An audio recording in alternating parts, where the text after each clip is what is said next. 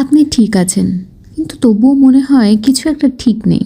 যদি এটা আপনার কথা হয় তাহলে দাঁড়ান, এই ভিডিওটা শুধুমাত্র আপনার জন্য।